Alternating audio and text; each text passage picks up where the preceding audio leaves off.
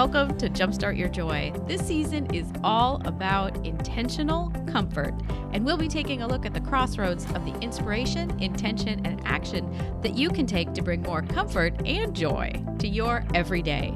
This is your host, Paula Jenkins. Welcome to episode 319 of Jumpstart Your Joy. Today on the show, I'm really excited to be welcoming Laura Joyce Davis. She is the amazing podcaster behind the show Shelter in Place and the founder of Kasama Collective.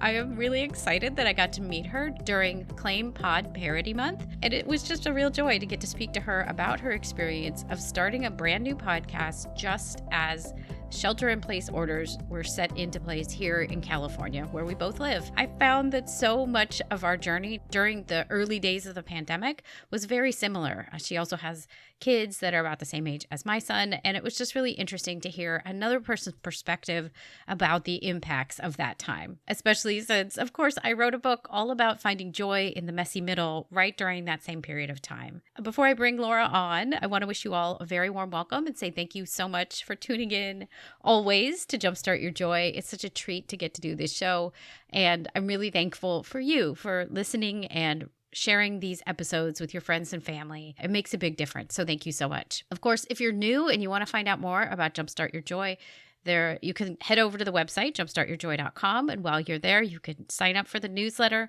which comes out about weekly, where I share the latest episode and give you some joyful thoughts. You can also find my book. I'm just now recording the audio version and working on a Kindle version of that, and I'm really excited to share those. It's under the book tab. And if you're a podcaster, you can also look at joining the Podcasting Mastermind, which starts this week.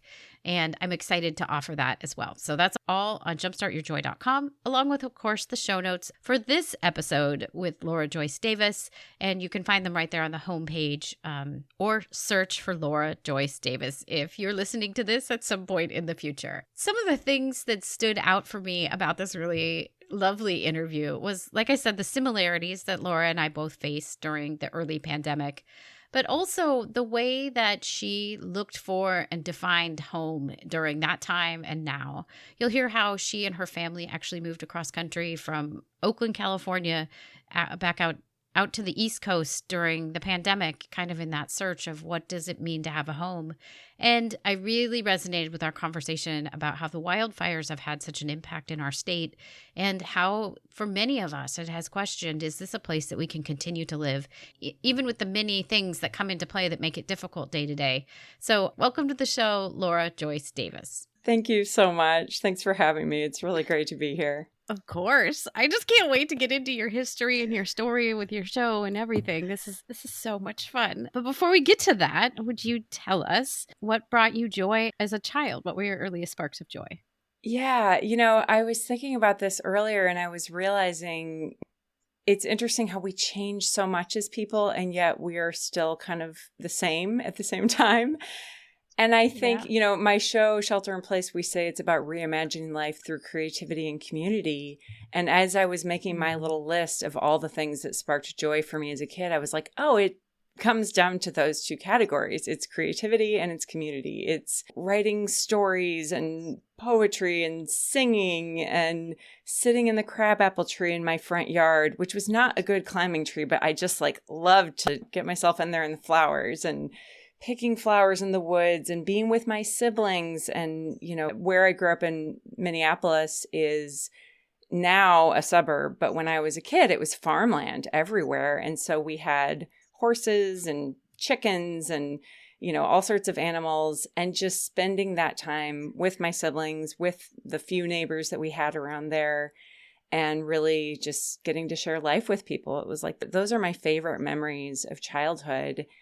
And I think it's still some of the same things, different versions of it today, but it all comes down to, I love that feeling of being with people that I love and creating things that hopefully will make this world a little more enjoyable for other people too. Yeah. Well, and I can just envision you sitting in the crabapple tree, probably surrounded by all the flowers and just I don't know, reading a book. That sounds like heaven. And so interesting that you grew up outside Minneapolis. I spent my years 5 to 10 in Eden Prairie, Minnesota.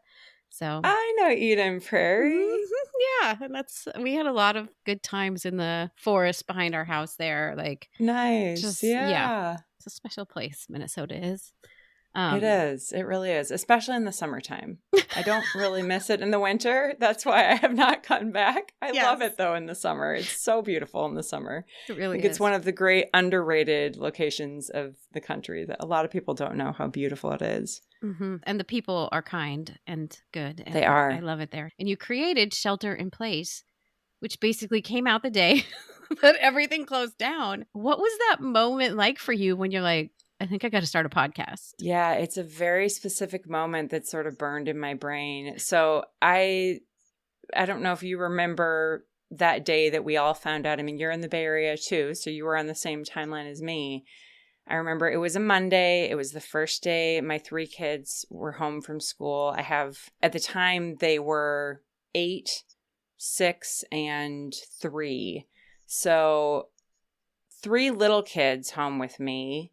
And my husband was at an office job, commuting at the end of the day. We didn't realize it then, but that would be the last time that he was commuting home from that job. And we had just found out that Monday, March 16th, that the Bay Area was going to have shelter-in-place orders on the 17th.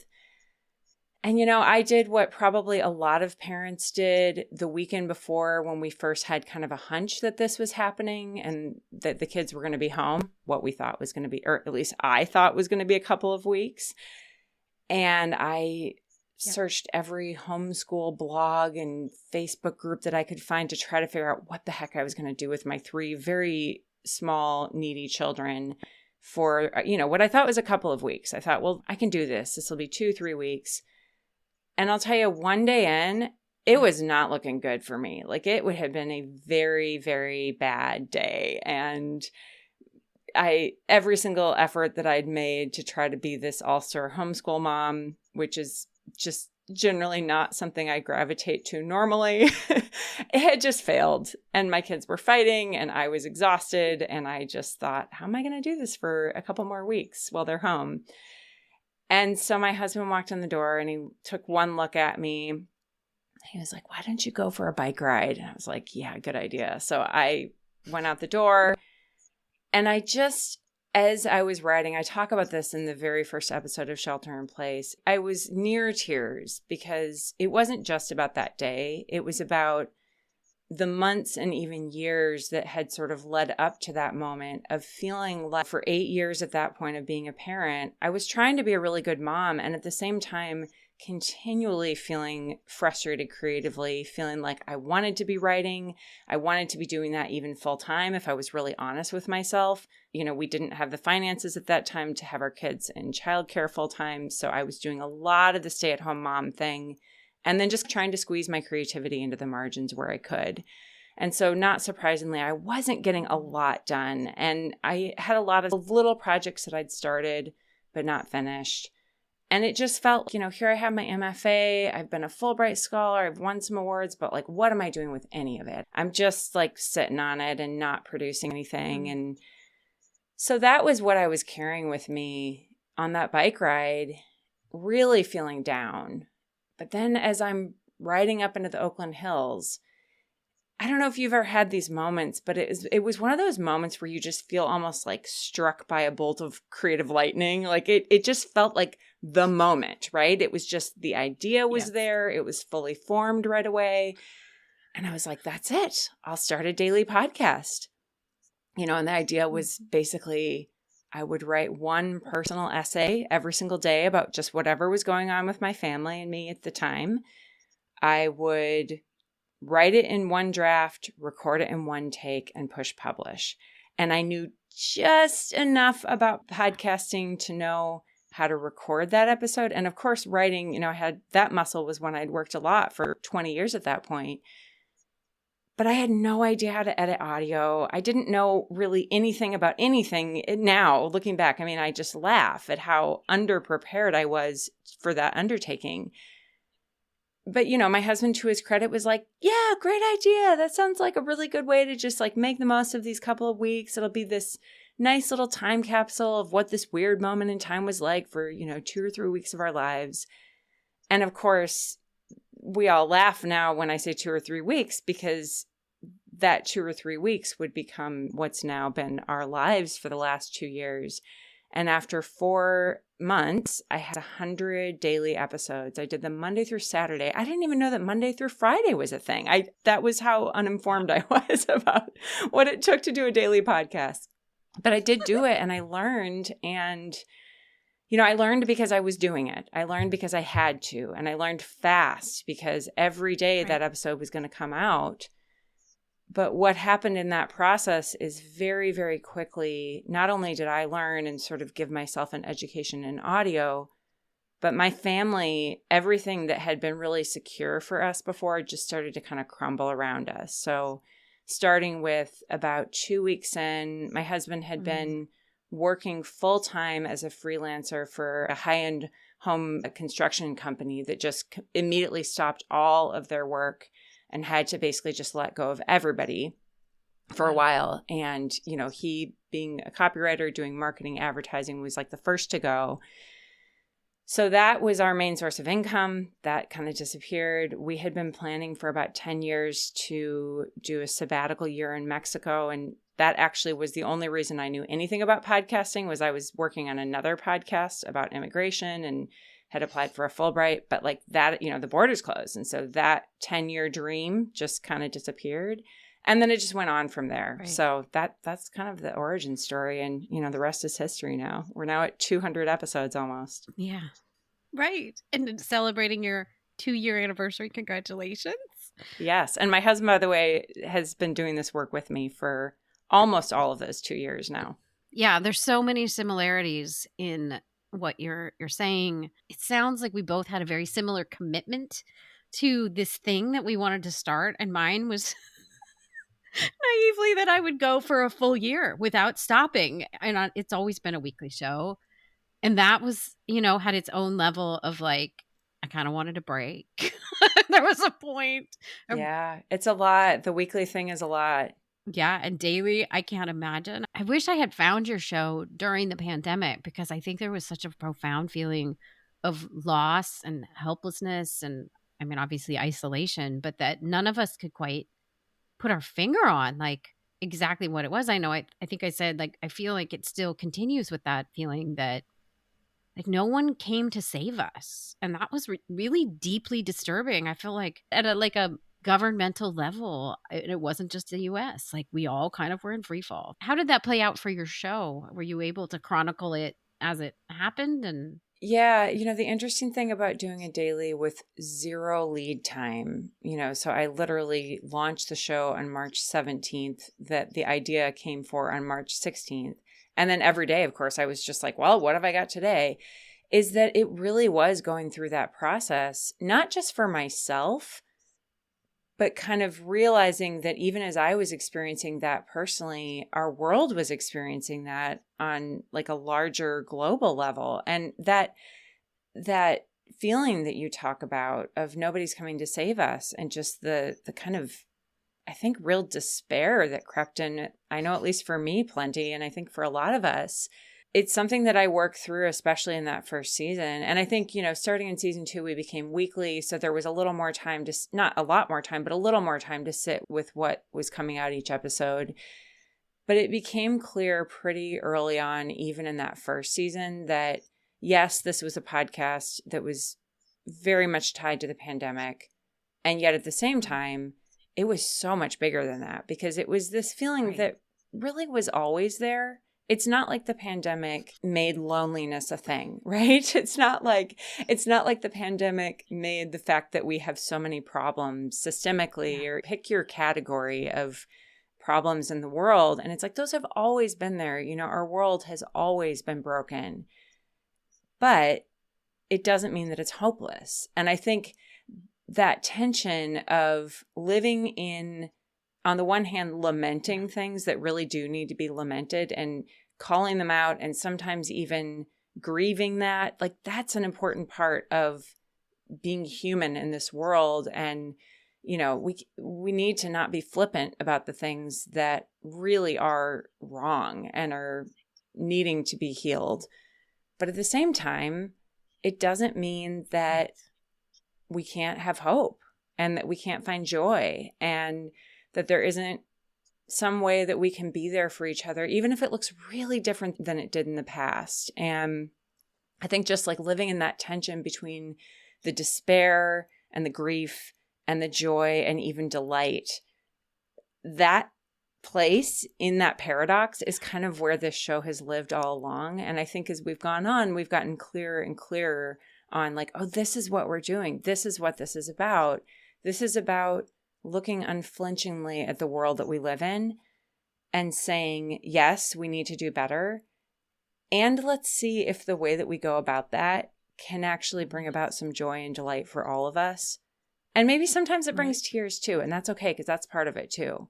But to really try to figure out how to support each other as we lean toward the joy and the hope. That's really powerful. Yeah. My last season, and my book that I wrote in the pandemic was about finding joy in the messy middle, which was amazing. Like, it just the improbable idea that even though everything seems that it's been upturned and like we don't really even know what end is up right this minute, there are, even if they're small, moments of joy that we can notice and choose to notice. So I know you mentioned that you saw the quote about joy is a choice and we must keep choosing it, which is Henry Nouwen.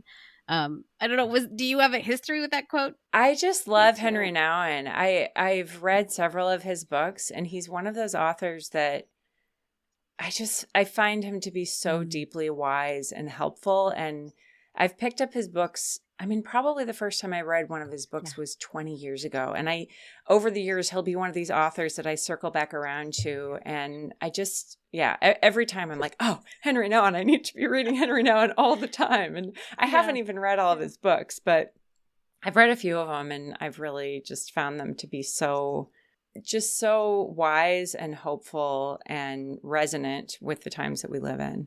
Yeah. Yeah. He seemed to get it, and I appreciate that about him. He was one of the theologians that worked at Yale Divinity School, which is where I got my master's, but I never met him. So I always felt like, we missed each other by a few years, which is just kind of interesting. That, I don't know, they have a chapel for him there too, which is so sweet. As they should. Right. Below the main chapel, which seems appropriate. Like strange. Yeah, right. Him as well. Like, don't want to be too much in the big chapel. Not too ostentatious, just a humble below the chapel. That seems about right. In the library below the chapel, yes. Perfect. In season 3, I know you're looking for the search for home, which, that resonates with me so strongly, because I think after we've all been through this place of feeling like maybe we don't quite understand even the context for government or our lives or like what's safe and what's not, is like coming to that place that feels like home. Like even just the idea of that seems really lovely. How did you get to that as a theme for season 3? Yeah, it really started with season 2, which we called Pandemic Odyssey. And the reason we called it Pandemic Odyssey is you were in the Bay Area, so you, I'm sure, remember this. August of 2020, we had that crazy week where the wildfires came about 2 months early, and we had a heat wave. And for, me again home with little kids, we had this very makeshift backyard pod with another family at our school.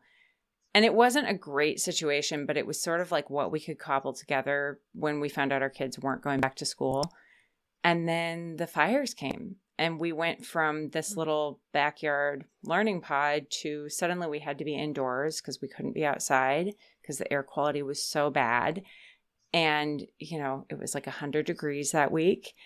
And our house is not a big house. It's 2-bedroom, 1 bath, like tiny little starter home. And so we had, 6 kids crammed into our little sweaty living room with no air conditioning and trying to learn on computers. And it was just this moment where we were like, we're trying to like make the next season of Shelter in Place and actually be a grown-up business and do all that work. And it was just this moment where we looked at each other and we thought, I don't think we can keep doing this in this way. Like something has to give and we need some help.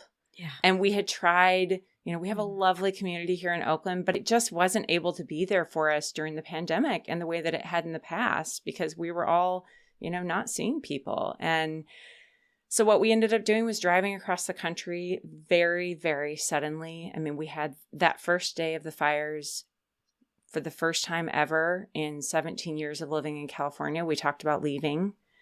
And my husband called his mom, who'd homeschooled her 5 children. So she had some experience with that. And he asked her if she would be willing to take care of our 3 kids 5 days a week so we could work.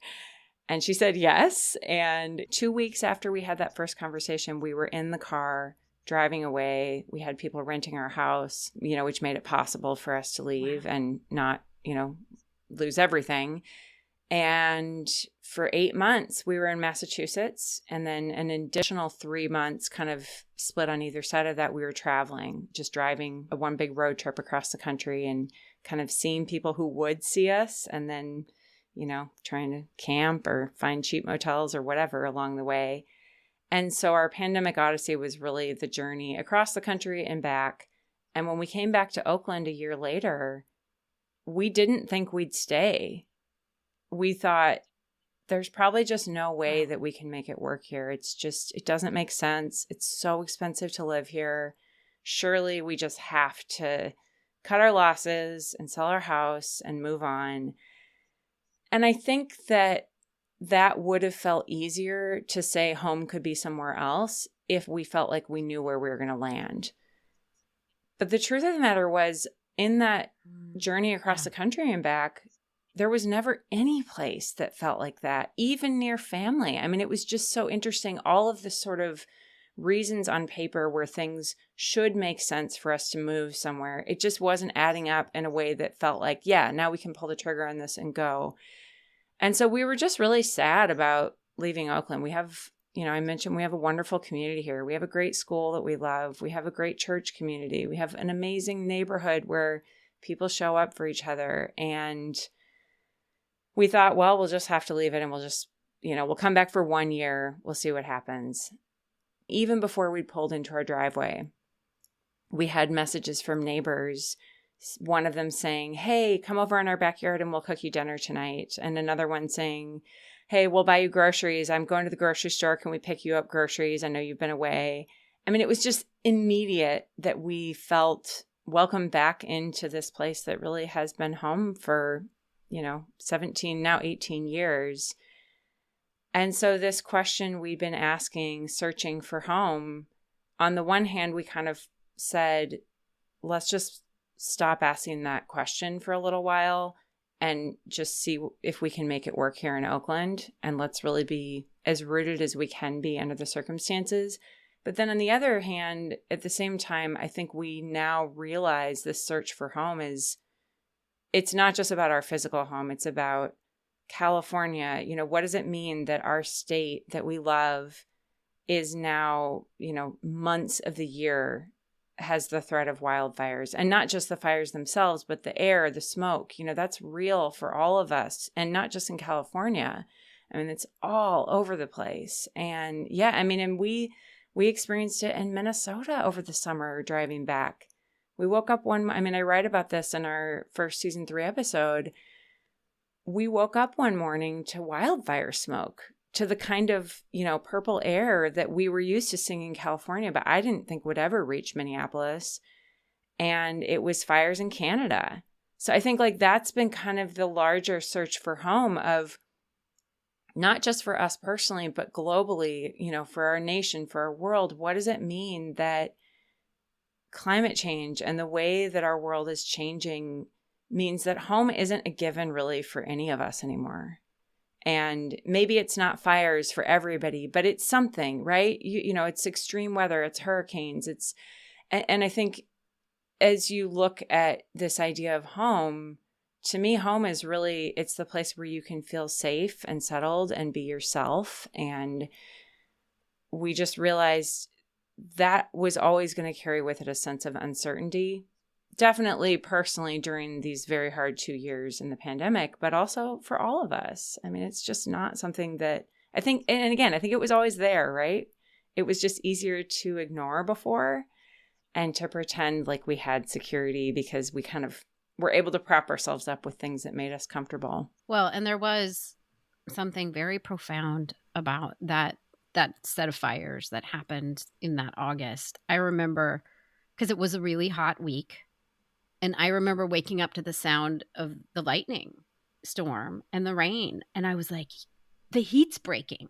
And I ran out, or the window's right here. I ran out to the yard at 2 a.m. and I was I was so happy, and it was hot, and I just started crying. I knew, like, the electricity in the air and the energy of it was so wrong that it was clear to me that this was very bad. And then I think the next day of the fire, the sky was okay, but the following day was horrific.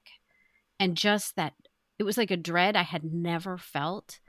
And I can strongly relate to your saying. I mean, so I've been in the Bay Area 40 years.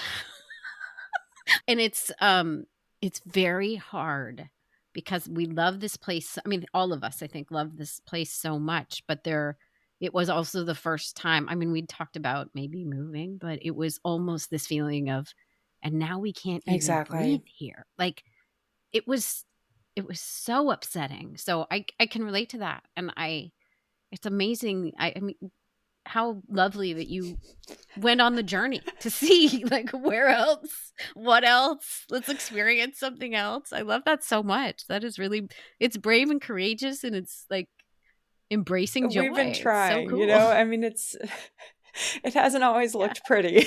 Let me tell you that. It's been a lot of like ragged edges and meltdowns, but no, I mean, I think the interesting thing is, in that journey, we realized, like, we could make a home anywhere. I mean, I firmly believe that. I've lived a lot of different places. I love California, but I also know if we moved somewhere else, we'd make it work. We would make it work. We'd put down new roots. We'd find our people. Yeah. And also, I think in some ways you just trade your problems, right? And so that, and honestly, that day that I mentioned in Minnesota with the smoke, I think waking up to that and then having the smoke follow us all the way back to California. And then ironically, the first clear day we got was as we were coming into Oakland. It's okay. I mean, it was like 2 weeks straight of just smoky air through the Dakotas and Montana and Washington and Oregon. And it made me realize we can't outrun this. And so we've got to figure out somehow to live better with it. And I still don't know if that means we'll be in California forever. We love it here. We love our community. There's so much joy for us in being here. And also, like, it may be that there comes a time where we have to leave. And we've kind of stopped asking the question for now, because it was a painful question to live with that hanging over our heads all year last year. It just meant we never felt like we could be settled. I think I'm not afraid of the question anymore, and I feel like it's probably inevitable that at some point it'll come back around again. Yeah. And I appreciate that as a family, you said we don't want to live in the space of having it still be a possibility, because that really is a hard space, because we've wrestled with that as well. And kind of similarly, there probably will be a time exactly Fremont is not our home, and seeing the blessing of what it has been, but also seeing, probably, but then also letting it be for a little while that we're here and we could enjoy the neighbors that we have and we can see the good. I don't think we're going to get to a place of settledness where everything is comfortable and fine and we don't ever have to ask hard questions anymore. Like, I just don't think that's realistic for any of us, but that doesn't mean that we can't find just a tremendous amount of joy in these little moments. And, for me, it's been a lot about looking at, even on the worst days where I just feel like I'm tired, I want to give up, like, this is hard, stopping for a minute and just like scooping up my daughter and snuggling her, taking those moments of being like, I'm just going to hold my girl. I'm just going to play with my kids. I'm going to go for a run or a hike or a walk, or just even like stare out the window at the peach blossoms blooming on our new little tree that we planted before we left town a year ago. People who do mindfulness stuff, they've been saying this for ages, right? It's that living in the present and embracing the moment and really allowing ourselves to be freed for a moment of all the things that we think we are supposed to be, and just saying, like, it's okay if I'm just a person right now. Like, I don't have to be anything. I just have to be here and enjoy the vibrancy of this blue sky out my window, or, you know, whatever it is.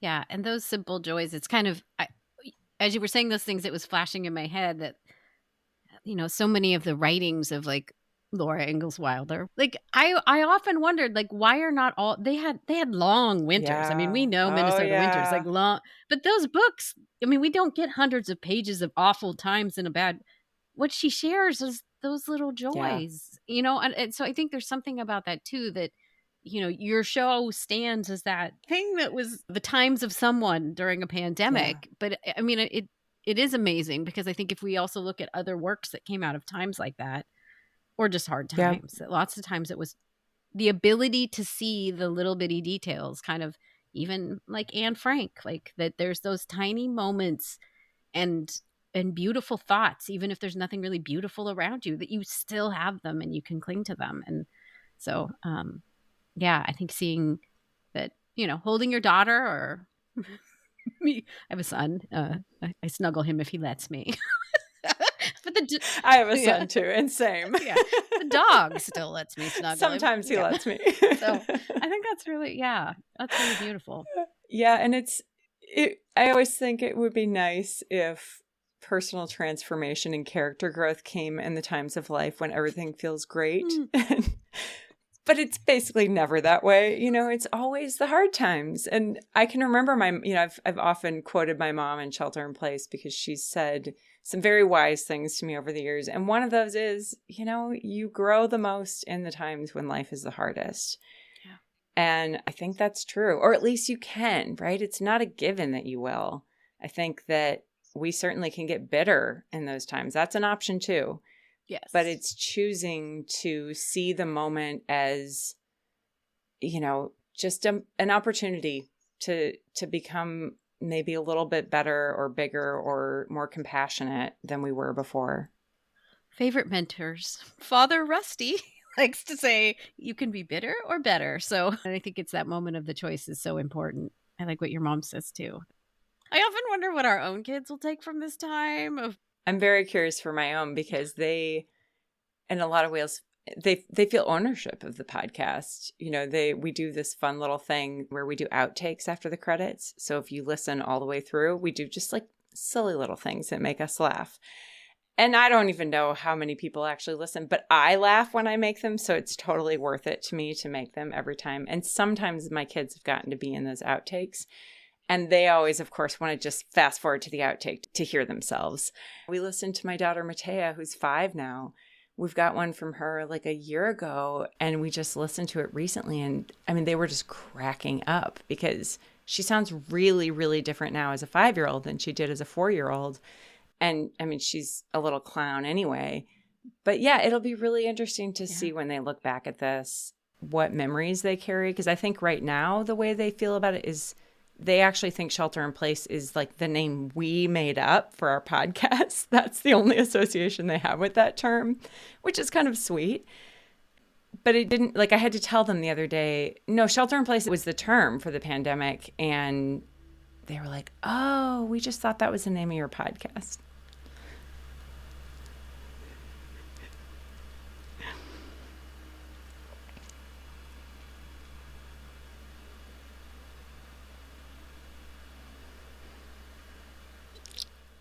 But yes, they were like, oh, we just thought that was the name of your podcast. So we met through Claim Pod Parody. I feel like we should give that a little shout out. And Elsie Escobar, That's who amazing. started it of Libsyn, and she podcasts. It really was. Was there anything that you learned that was kind of like unexpected through Claim Pod Parody? For sure.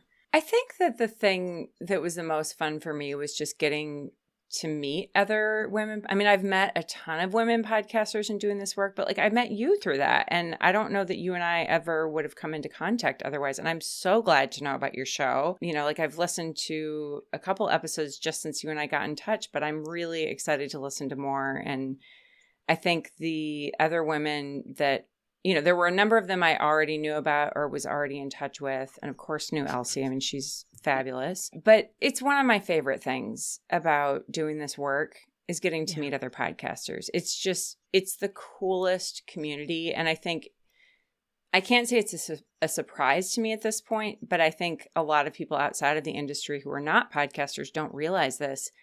I just think podcasters are like the best people ever.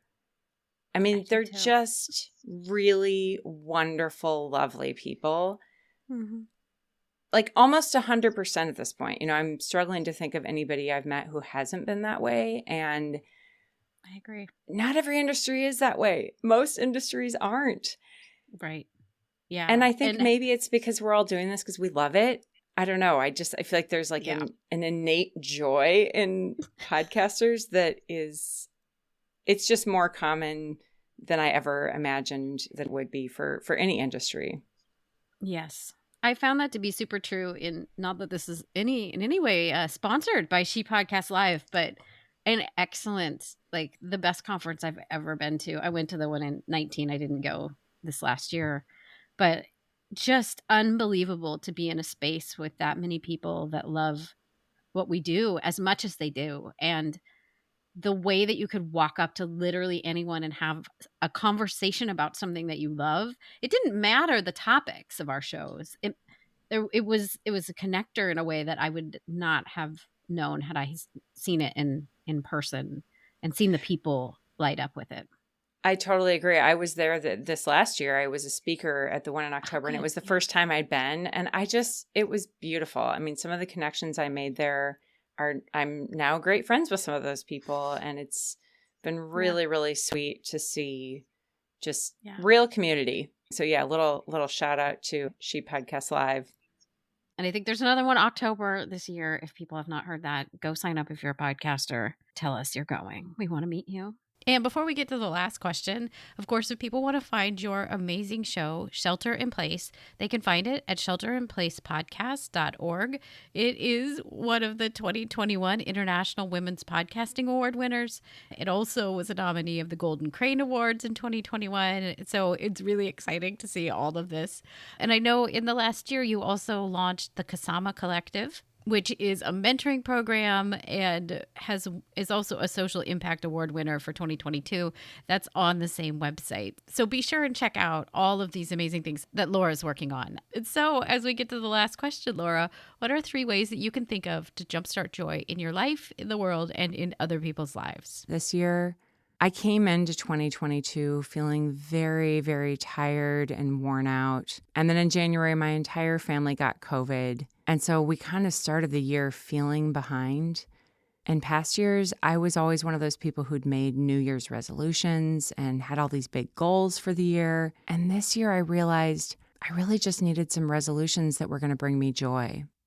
So 3 ways that I have jump-started my own joy are to play, speak, and listen. Let me say more about what I mean by those. I've been giving myself permission, first of all, to play with my kids more, to get a little silly with them sometimes. One of my favorite ways to do that has been to start doing Zumba with Making Waves Studio, which is an online and in-person dance studio. Sometimes I go to in-person classes. Sometimes I do it online on Zoom. But I actually did 2 episodes about the co-founders. They're both these amazing Venezuelan women who have really used dance to find joy even in the midst of some really tough times in their lives. And it's been absolutely inspiring to dance with them and so much fun. My kids have actually sometimes danced with me, which has just been a delight. So that's play. Next, speak. Early on in our Shelter in Place episodes, I interviewed somebody named Moki Musau, who has since become a friend. And Moki said something that really stuck with me. He said that in the pandemic, when he wasn't seeing people, instead of sending text messages, he started sending voice memos to people. And there are apps for this. You can also just use your phone's voice memo app to send it as a text message. that has been a really lovely way to reach out to people and just let people know that I'm thinking about them. We use this app Voxer a lot within our team at Shelter in Place. We've used it with our trainees and graduates. And so I will often get messages from our graduates about just what's going on in their life or some question that they have about negotiating for a salary for a job or needing a reference or just wanting to check in. And I really, really love hearing those updates of people's lives. And it's also given me a way to get in touch with people who are across the world, who a phone call is pretty much never an option for us. Maybe we could do Zoom, but it's really fun in the interim to be able to have that connection that can happen when we have time for it, but doesn't have to be urgent. And then third, listen. One of the great things about leaving voice memos is that I often get them back. I've really found in these last 2 years especially that the sound of somebody's voice is just so deeply comforting to me. And I think that is maybe why so many of us are finding podcasts too. I mean, of course, the other thing I do on those walks is I listen to my favorite podcasts, and I'm always listening to new ones and discovering new ones, and I love that. And I think maybe it's something about that human connection there of hearing somebody's voice and you hear the emotion in their voice and you can kind of even hear what kind of day they've had. I'm finding that a real source of joy and comfort right now. Thank you so much for joining me today, Laura. It has been such a wonderful treat to get to know you. Thanks for having me. Laura, thank you so much for coming on. It has been such a treat to get to meet you, and I look forward to staying in touch over podcasting and parenting and all sorts of things. It's been a real delight to get to know you. If you want to find out more about Laura, about the Kasama Collective, if you want to tune into her podcast, Shelter in Place, you can find everything you need to know in the show notes, which you can find in your podcasting app if that's where you're listening, or you can head over to the website at jumpstartyourjoy.com. You can also head directly to Laura's website, which is shelterinplacepodcast.org. And you'll find more information there. Of course, if you're interested in that podcasting mastermind, it starts April 29th. That's this Friday in 2022. You can find more on the website jumpstartyourjoy.com, and you can apply right there.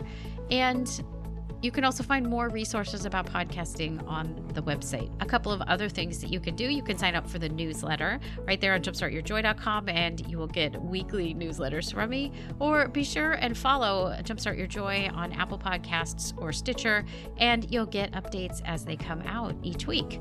I'm really looking forward to continuing this conversation about finding home, which has been the topic for kind of this month of Roll 2022.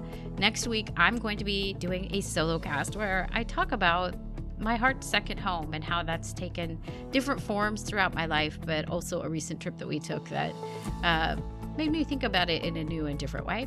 And then in the next week, we'll hear from Jen Oglesby.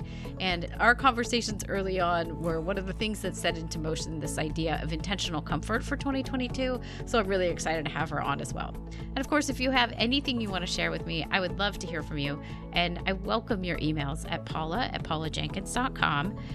Just let me know what you're thinking about this series, about this website, about this podcast. And I would love to just check in and chat with you. So send me a note. Thanks so much. I hope you'll come on back next week for the solo cast. And until then, I hope that your days are filled with so much joy.